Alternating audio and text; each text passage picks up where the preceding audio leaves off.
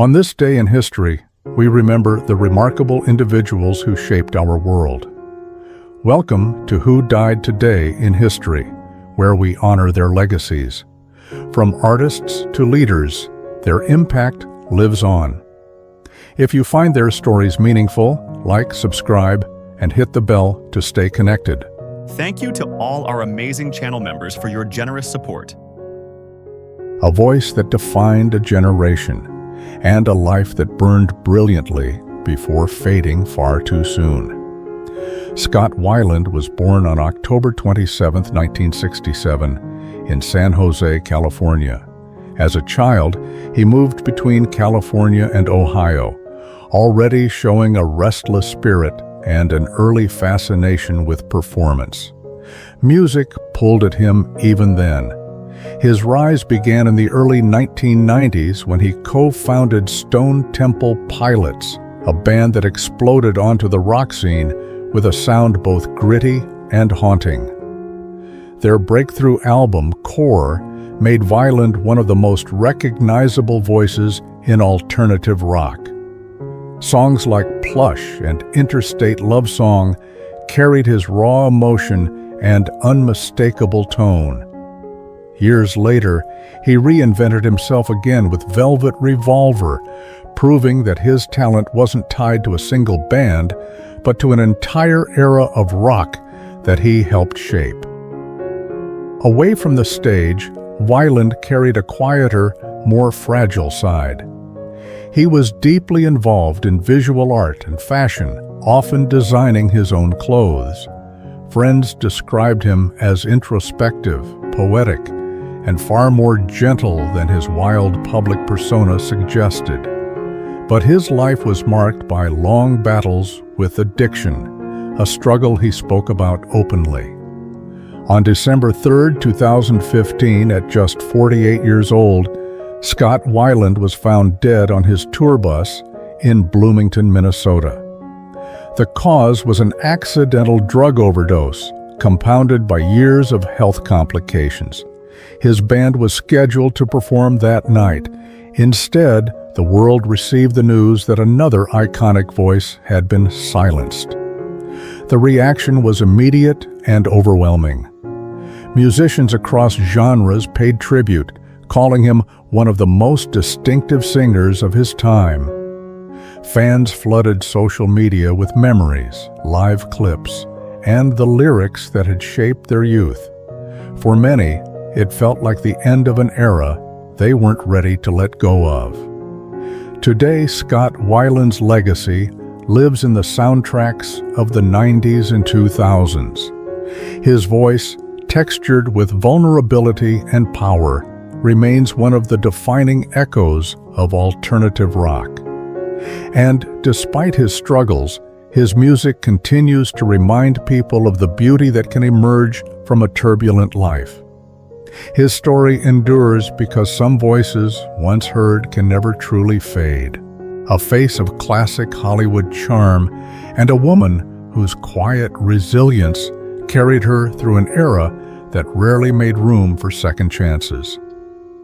Ellen Drew was born on November 23, 1914, in Kansas City, Missouri. As a young woman, she worked behind an ice cream counter, where a chance encounter with a studio talent scout changed the entire course of her life. Her rise came swiftly once she stepped into the world of Paramount Pictures. Throughout the late 1930s and 1940s, Drew became one of the studio's most reliable and magnetic actresses. She starred in Preston Sturges' Christmas in July, bringing warmth and humor to one of his early gems, and later appeared in the atmospheric horror classic Isle of the Dead alongside Boris Karloff.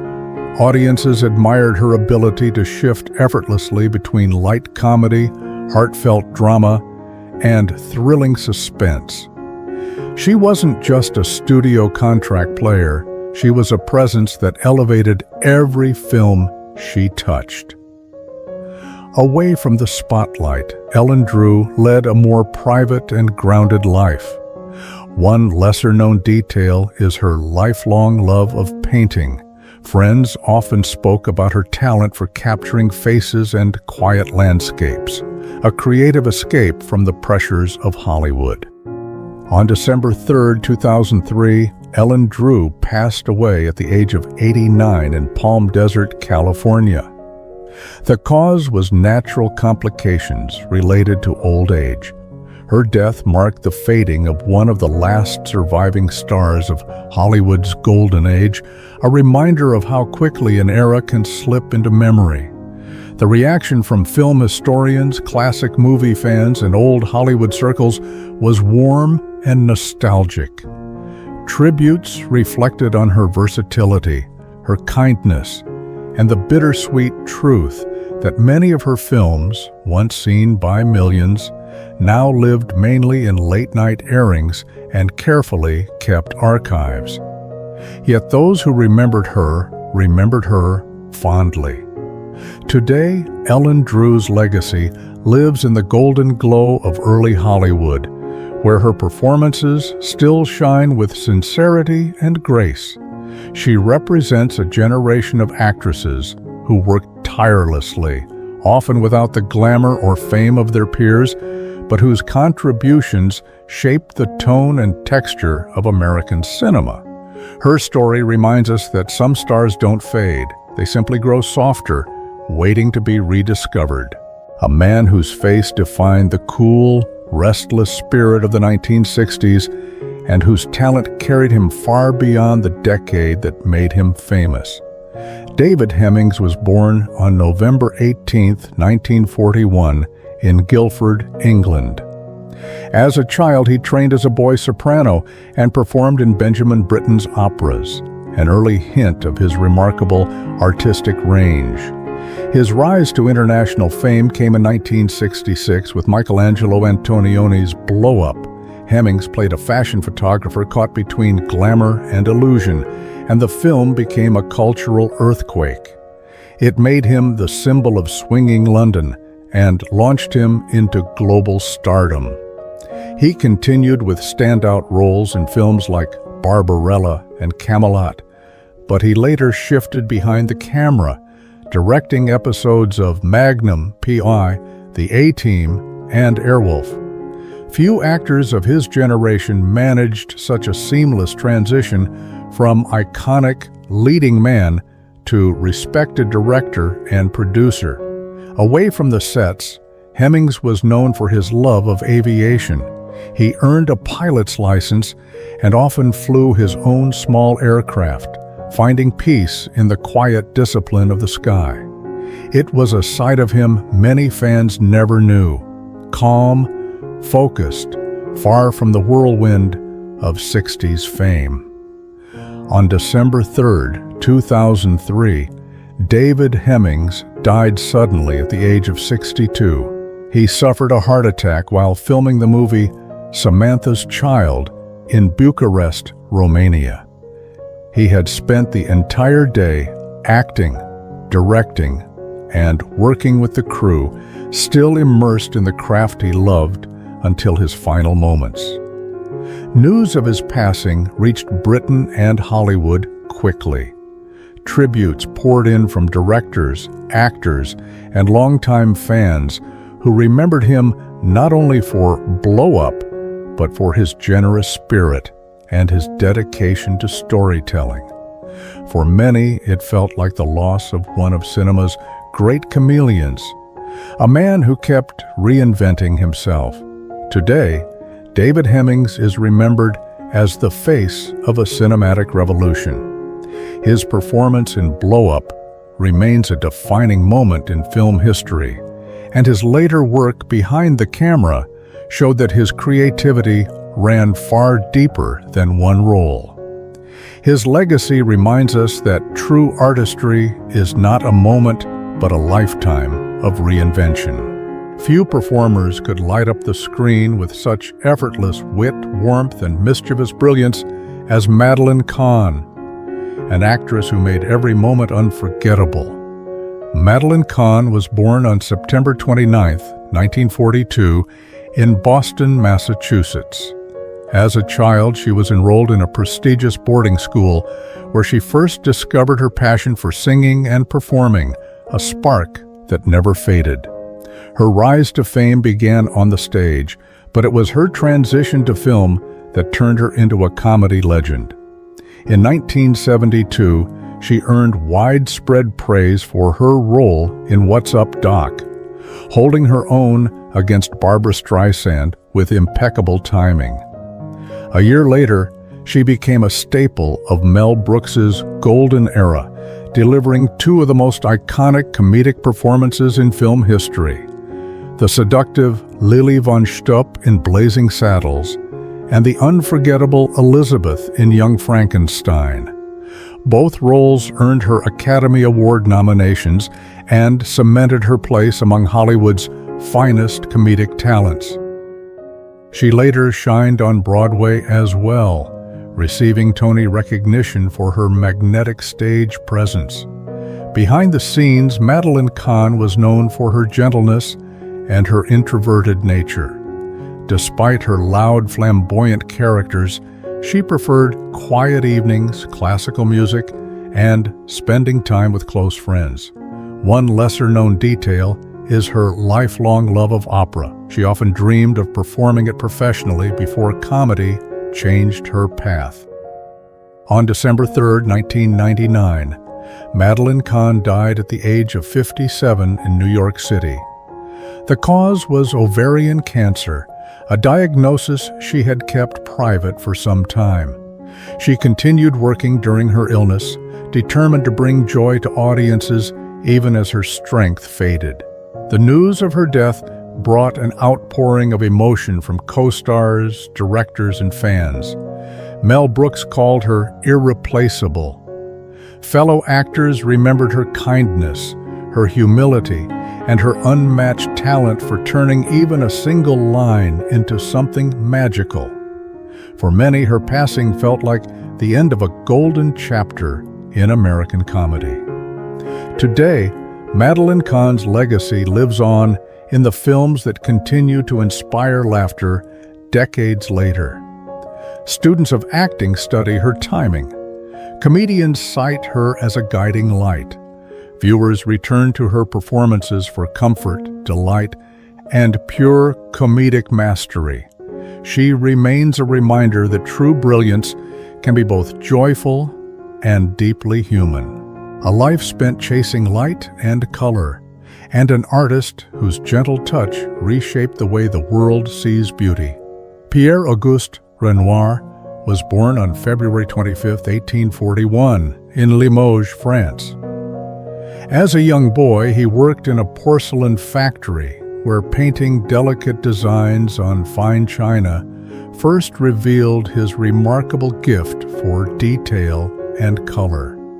His rise to fame began in the 1870s, when he joined a rebellious circle of young painters who rejected traditional academic rules. Together, they became known as the Impressionists. Renoir's works from this era, like Dance at Le Moulin de la Galette and Luncheon of the Boating Party, captured sunlight, movement, and human warmth in ways no one had seen before. His soft brushwork and glowing palettes made everyday life feel poetic. Even as he later shifted toward a more classical style, his portraits and nudes continued to draw admiration across Europe and beyond. Away from the world of exhibitions and salons, Renoir lived a surprisingly humble and family-centered life. One lesser-known detail is that he often painted with his children nearby, and he even used his young son Jean, who would grow up to become a legendary filmmaker, as a model in several works. Home for Renoir was as important as art, but his final years were marked by immense physical pain. Severe rheumatoid arthritis left his hands disfigured and his mobility limited, yet he refused to stop painting. Brushes were tied to his fingers so he could continue creating, stroke by stroke. On December 3, 1919, Pierre-Auguste Renoir died at the age of 78 from complications of pneumonia at his home in Cagnes-sur-Mer in the south of France. He had completed a final still life just hours before his passing. The world reacted with deep respect. Newspapers across Europe praised the loss of a giant of modern art. Fellow painters and young admirers visited his home, describing a quiet, almost reverent atmosphere around the studio where he had worked until the end. Today, Renoir's legacy lives in museums, in art history books, and in the softness of his colors that still move viewers more than a century later. His paintings remind us of joy, tenderness, and the beauty hidden in ordinary moments. His work endures because he taught the world to see life through a warmer, gentler light. A single life carried across oceans, driven by faith, courage, and the belief that one person could change entire worlds. Francis Xavier was born on April 7, 1506, in the castle of Xavier in the Kingdom of Navarre, today part of northern Spain. As a young student, he excelled academically, and it was during his time at the University of Paris that he met a man who would shape his destiny, Ignatius of Loyola. His rise to historical prominence began when he became one of the founding members of the Society of Jesus, the Jesuits. Xavier soon became its greatest missionary. In 1541, he embarked on a journey that took him to Portuguese India, where he preached, taught, and established missions in Goa and along the southern coast. His work then expanded across the seas to Malacca, the Moluccas, and finally Japan, becoming one of the first Westerners to reach and study the country in depth. His calm determination, fluency with languages, and ability to adapt to local cultures earned him admiration even from those who did not share his faith. Away from his demanding travels, Francis Xavier was known for his gentle, compassionate nature. One lesser-known detail is that he often slept little, choosing instead to spend his nights writing long letters home. Letters that now serve as vivid historical records of the landscapes, cultures, and spiritual challenges he encountered. On December 3, 1552, Francis Xavier died at the age of 46 on the island of Shangchuan off the coast of China. He succumbed to fever after weeks of illness, stranded while waiting for a ship that would take him to the mainland. His final unrealized mission. The news spread slowly across continents, but wherever it traveled, it stirred deep sorrow. In Goa, entire communities mourned. Jesuits throughout Asia held special masses in his honor, and in Europe, word of his death transformed him from missionary to legend, a symbol of unwavering devotion. Today, Francis Xavier is remembered as one of the most influential missionaries in history. His journeys reshaped the global footprint of Christianity, and his writings continue to offer rare insights into 16th century Asia. Statues, schools, and churches across the world carry his name, testifying to the reach of his life's work. His story endures because he showed how far a single heart can travel when guided by purpose. A familiar face from beloved television shows, and a life filled with talent, warmth, and a quiet struggle that few ever truly saw. Glenn Quinn was born on May 28, 1970, in Dublin, Ireland. As a young boy, he showed a natural flair for performance, often mimicking characters and accents, a skill that later defined his acting career. His rise to fame began after he moved to the United States as a teenager. In 1991, he earned his breakout role as Mark Healey on the hit sitcom Roseanne, playing the rebellious yet endearing boyfriend and later husband of Becky. His charm and comedic timing quickly made him a fan favorite. But for many viewers, his most memorable work came a few years later when he joined the supernatural drama Angel. As the half-demon warrior Doyle, Quinn brought a rare blend of vulnerability and humor that resonated deeply with audiences. Even though his character's time on the show was brief, his episodes remained some of the series' most beloved. Off-screen, Glenn Quinn was known for his gentle personality and deep loyalty to his friends and family. One lesser-known detail is that despite playing many American characters, he held tightly to his Irish roots, often speaking with his natural accent on set and sharing stories from home with castmates. But behind his talent and kindness, he battled long-term substance addiction, a struggle he kept mostly private. On December 3, 2002, Glenn Quinn died at the age of 32 from an accidental heroin overdose in North Hollywood, California. He passed away in a friend's home, far from the spotlight that had once embraced him. The news shocked those who knew him, and for fans, it felt like a bright and promising life had been cut painfully short. The immediate aftermath brought heartfelt tributes from former co-stars and producers.